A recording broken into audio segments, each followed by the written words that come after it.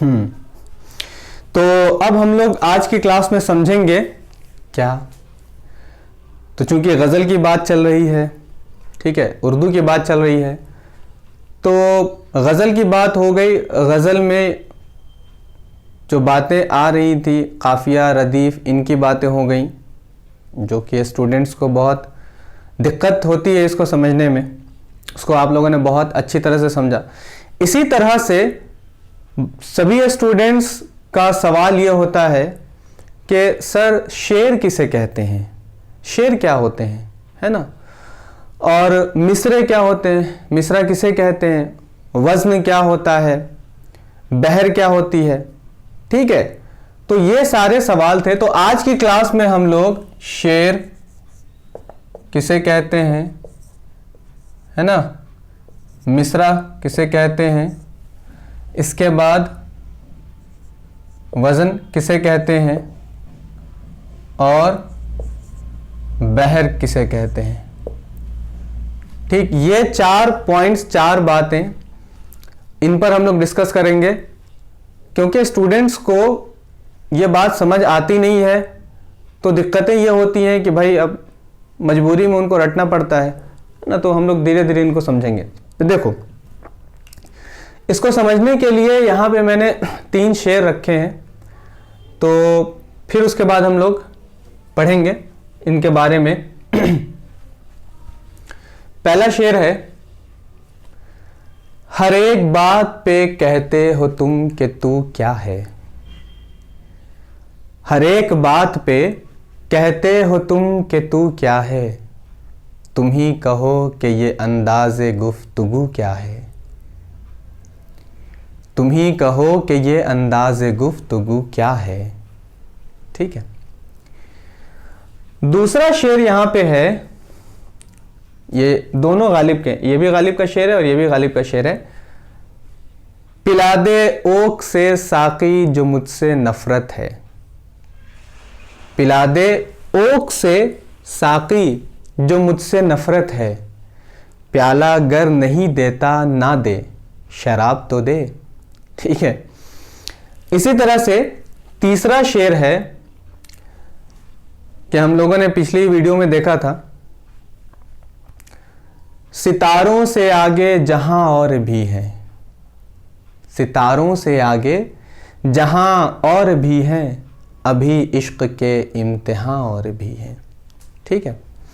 तो अब यहां पे हम लोग शेर की अगर बात करेंगे तो देखो शेर की डेफिनेशन क्या है, यानी इसकी तारीफ क्या है कि शेर वो कलाम है जिसमें लफ्ज़ों की एक ऐसी ख़ास तरतीब यानी मौजूनियत होती है और उससे लय, नगमगी, आहंग और असर पैदा होता है। मतलब शेर वो कलाम है, ये एक कलाम है, ये एक बात कही जा रही है, ठीक है।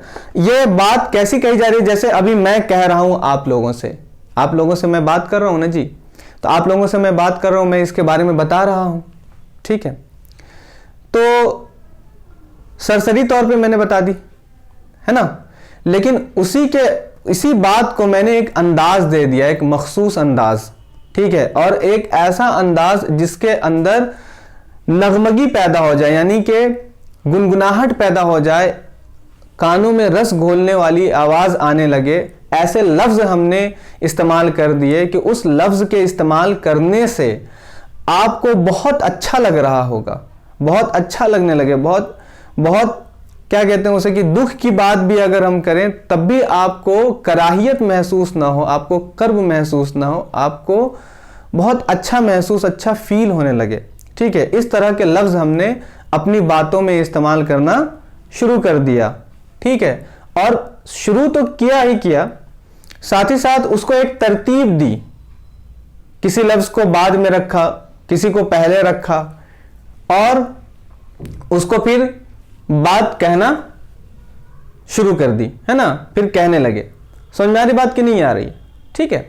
तो ऐसे कलाम को ही क्या कहते हैं, शेर कहते हैं। तो आप शेर के बारे में लिख लें, शेर के बारे में आप लोग इसकी तारीफ लिख लें। शेर वो कलाम है जिसमें लफ्जों की एक ऐसी खास तरतीब शेर वो कलाम है, शेर वो कलाम है, शेर वो कलाम है जिसमें लफ्ज़ों की एक ऐसी ख़ास तरतीब, जिसमें लफ्ज़ों की ऐसी ख़ास तरतीब यानी मौजूनियत, ऐसी ख़ास तरतीब यानी मौजूनियत क्या होता है, मौजूनियत ये क्या होती है ये भी बता रहे हैं। मौजूनियत हो और उससे लय, मौजूनियत हो और उससे लय बोलते हैं ना, लय, ताल, लय, ठीक है ना। लय, नगमगी, आहंग और लय, नगमगी, आहंग, ठीक है, आहंग आहंग और असर पैदा हो जाए, आहंग और असर पैदा हो। आप देखें ना जी, आप देखें, हर एक बात पे कहते हो तुम कि तू क्या है, तुम ही कहो कि ये अंदाज़ गुफ्तगू क्या है, ठीक है। पिला दे ओक से साकी जो मुझसे नफ़रत है, प्याला गर नहीं देता ना दे शराब तो दे। एक बार ऐसे ही कहता है कि उनके देखे से जो आ जाते हैं मुँह पर रौनक, उनके देखे से जो आ जाते हैं मुँह पर रौनक, वो समझते हैं कि बीमार का हाल अच्छा है। आप शेर समझें, आप समझ में आ रही बात कि नहीं आ रही है? क्या कह रहा है शायर कि जब मैं अपने महबूब को देखता हूँ, जिसे मैं मोहब्बत करता हूँ, उसे मैं जब देखता हूँ तो चेहरे पे रौनक आ जाती है, खुशी आ जाती है, खुशी की लहर दौड़ जाती है। लेकिन मैं अंदर से बीमार हूँ और चेहरे पे खुशी आ जाती है। तो वो जब हमें देखते हैं तो उनको ये लगता है कि हम क्या हैं, बीमार नहीं हैं। बात समझ में आ रही कि नहीं आ रही है? तो उनके देखे से जो आ जाते हैं मुँह पर रौनक, वो समझते हैं कि बीमार का हाल अच्छा है। समझ में आई बात कि नहीं आई? तो आप देखो ना, अपनी बात भी कह दी हम लोगों ने और किस मौजूनियत के साथ बात कही है। क्या अजब सी आहंग उसमें पैदा हो गई, क्या अजब सी एक आवाज़ आ गई, है ना। आहंग यानी कि आवाज़ पैदा हो गई। मौजूनियत भी हम लोग एक वज़न को कहते हैं, मौजूनियत वज़न को कहते हैं ना। एक वज़न में हमने एक बात कही अपनी, ठीक है, और जिसको हमने ये बात कही उसके दिल पर कितना अच्छा असर किया होगा, ठीक है कि नहीं। समझ में आई ना बात। लय, एक नगमगी यानी कि इसको गा कर भी हम लोग कह सकते हैं, है ना, कि उनके देखे से जो आ जाती है मुँह पर रौनक, उनके देखे से जो आ जाती है मुँह पर रौनक, वो समझते हैं कि बीमार का हाल अच्छा है और बाजार से। आप देख रहे हैं ना, समझ रहे हैं? तो ये बात है, शेर इसे कहते हैं, ठीक है। मिसरा, अब बात करते हैं हम लोग मिसरे की। मिसरे की अगर बात करेंगे तो मिसरा का मतलब जो होता है, इसका जो मिसरा लफ्ज़ है, लफ्ज़ मिसरा का मानी जो होता है वो क्या होता है, दरवाजे का एक पट। लफ्ज़ मिसरा का मानी, लफ्ज़ मिसरा का मानी दरवाजे का एक पट है। दरवाजे का एक पट, दरवाजे का एक पट है, दरवाजे का एक पट है। पट मतलब एक पल्ला, क्या कहते हैं उसे, एक पल्ला जिसको कहते हैं ना, दो पल्ले होते हैं ना, ऐसे जब दरवाज़ा बंद करते हैं ऐसे बंद करते हैं दो, ठीक है, तो एक पट। आ रही बात समझ में कि नहीं? तो वही है। तो ये है एक मिसरा ऊपर जो दिखाई दे रहा है, और ये दूसरा मिसरा, ये दोनों मिसरे बनकर एक शेर हो गए, ठीक है। तो मिसरे की बात हो रही थी, है ना। मिसरे को हम लोगों ने क्या देखा कि लफ्ज मिसरा का मानी दरवाजे का एक पट होता है, ठीक है। अब इसके बाद हम लोग अगर कहेंगे कि शेर का पहला मिसरा ये पहला मिसरा है ना जी, ये पहला मिसरा है, तो इस पहले मिसरे को हम लोग कहते हैं मिसरे उला। पहले मिसरे को हम लोग क्या कहते हैं? मिसरे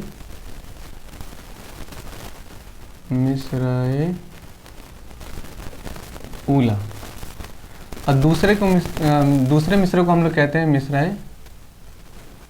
मिसरे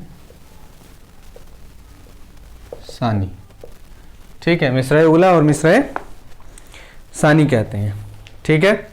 ये दोनों बातें यहाँ से दिख गई आप लोगों को, ठीक। शेर किसे कहते हैं ये समझ में आ गया, है ना, शेर समझ में आ गया, ठीक है। मिसरा समझ में आ गया, ठीक है। अब इसके बाद आगे बढ़े तो देखो, वजन किसे कहते हैं?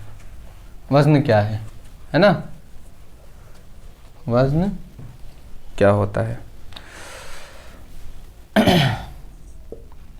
पहली बात तो यह है मेरे बच्चे, वज़न की अगर बात की जाए तो वज़न के बारे में पहली बात तो यह है कि दो कलमों के हरकतों सुकून में बराबर होने को वज़न कहते हैं। दो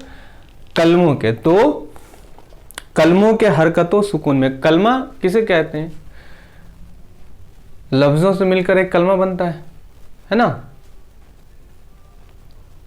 हाँ सही है, ठीक है। तो जो कलमा बना, जो बात बनी, है ना, तो जो बात हम लोग कह रहे हैं एक दूसरे से, ठीक है, उसमें कुछ बात ऐसी भी तो होती है ना, उसमें कुछ बात ऐसी होती है जिनकी हरकत, जिनका सुकून कैसा होता है? एक जैसा होता है।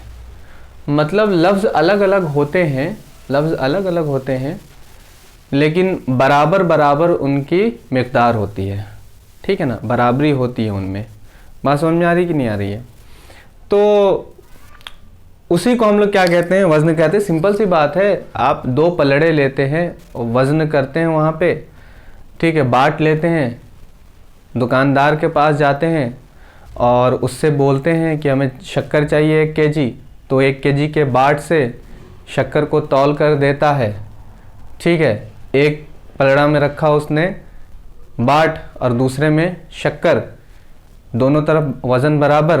तो मान लो कि 2 कलमे हैं, समझ में आ रही बात कि नहीं? एक कलमा इधर है, एक कलमा इधर है, ठीक है, दोनों पलड़ों में कलमा रखा है, आ रही बात समझ में? और दोनों का वज़न कैसा? एक जैसा। लेकिन पलड़ों में जो कलमे रखे हैं क्या देखने में एक जैसे हैं? एक जैसे देखने में नहीं है ना जी, लेकिन वज़न में कैसे हैं? बराबर हैं, ठीक है। तो वही है आपका वज़न। ये एक पैमाना होता है जिससे शेर कहे जाते हैं। वज़न क्या है? एक पैमाना है। वैसे जैसे पलड़ों से चीज़ें तौली जा सकती हैं, वैसे ही वज़न से शेर कहे जाते हैं और शेर परखे जाते हैं। कहे भी जाते हैं और परखे भी जाते हैं। मतलब ये जो शेर कहा गया, हर एक बात पे कहते हो तुम कि तू क्या है, तुम ही कहो कि ये अंदाज गुफ्तगू क्या है। तो ये जो शेर कहा गया है, इस शेर के कहने में एक पैमाना रखा गया है। समझ में आई बात कि नहीं आई? है ना।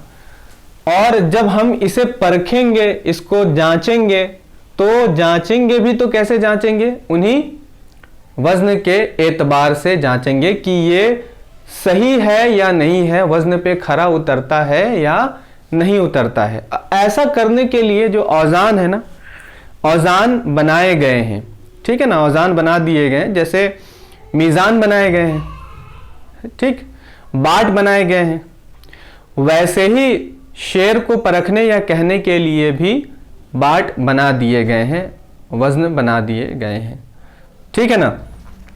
तो हम वज़न के बारे में लिखेंगे, दो कलमों के हरकतों सुकून में, दो कलमों के हरकतों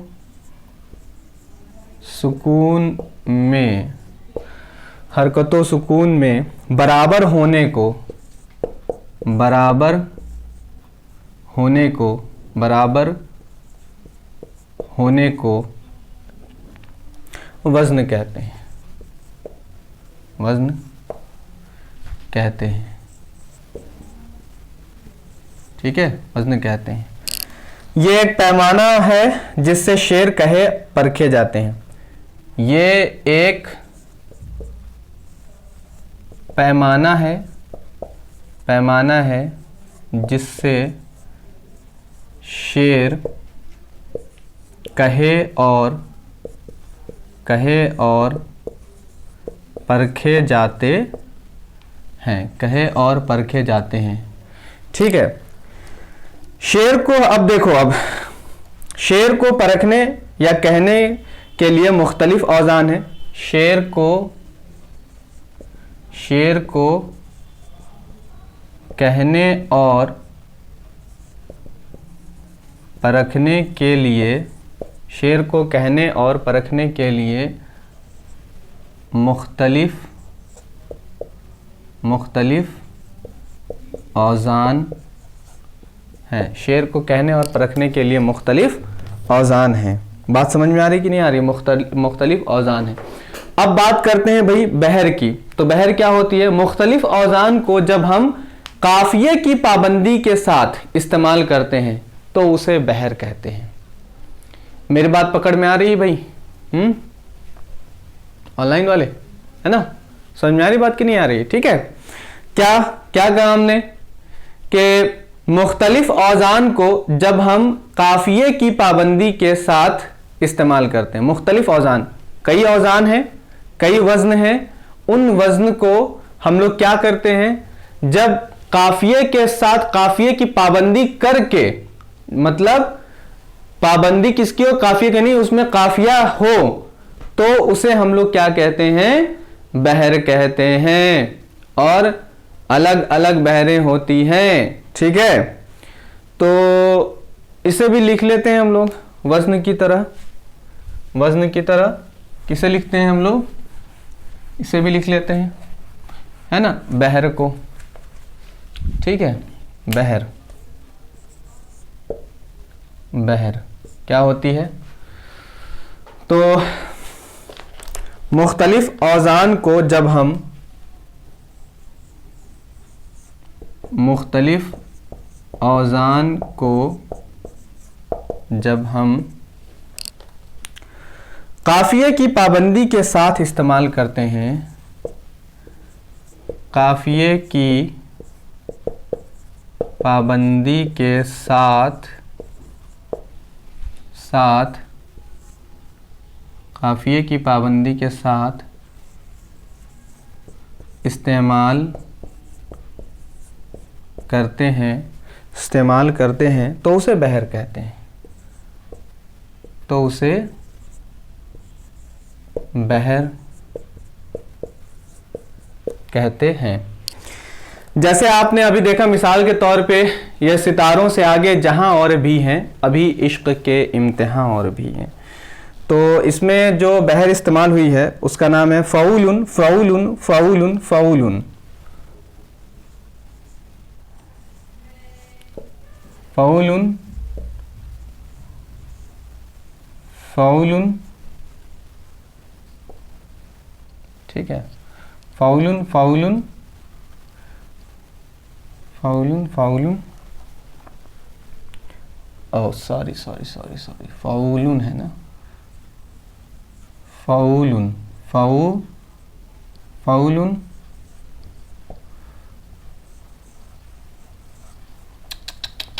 फ़ाउलुन, फ़ाउलुन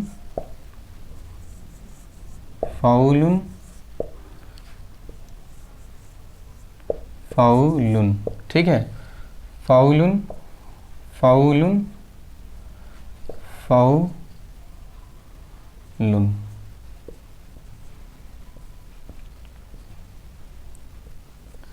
अब ये क्या होते हैं ये आप समझे, आप ये दोनों जो मिसरे हैं ना, ये दोनों मिसरे इसी पे हैं।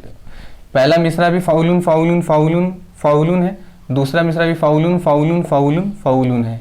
समझ में बात आ रही कि नहीं आ रही? इस वज़न पे ये शेर या ये गज़ल कह सकते हो कि कही गई है। अगर इस वज़न का नाम अगर कहोगे तो इसका नाम है बहरे मुतक़ारिब, बहरे मुतक़ारिब, इस बहर का नाम है, ये बहर है। आ रही बात समझ में कि नहीं आ रही है? ठीक है ना। इसका इस्तेमाल यहाँ पे काफ़िये की पाबंदी, जहाँ इम्तिहान काफ़िये की पाबंदी, इसका इस्तेमाल काफ़िये की पाबंदी क्या कहलाई? ठीक है, मेरी बात समझ में आ रही है कि नहीं आ रही है? बहर कहलाई। तो इसके बारे में हम लोगों को अगर पढ़ना होगा तो इस क्लास में तो मुमकिन नहीं है, इसके लिए अलग से बहुत बड़ी क्लास होंगी, है ना, अगर इसको समझना है तो। ठीक है, अभी हम लोगों की उम्र इतनी नहीं है, मतलब 10th क्लास वालों को इतना ज़्यादा नहीं पढ़ना है कि आप लोगों को इसके बारे में इससे ज़्यादा बताया जाए। ठीक है, अगर पढ़ना होगा, अगर जानना होगा तो फिर हम लोग धीरे धीरे करके समझेंगे, जानेंगे, है ना। तो इसको लिख लें आप। ठीक है, आज हम लोग इतना ही रखते हैं, है ना।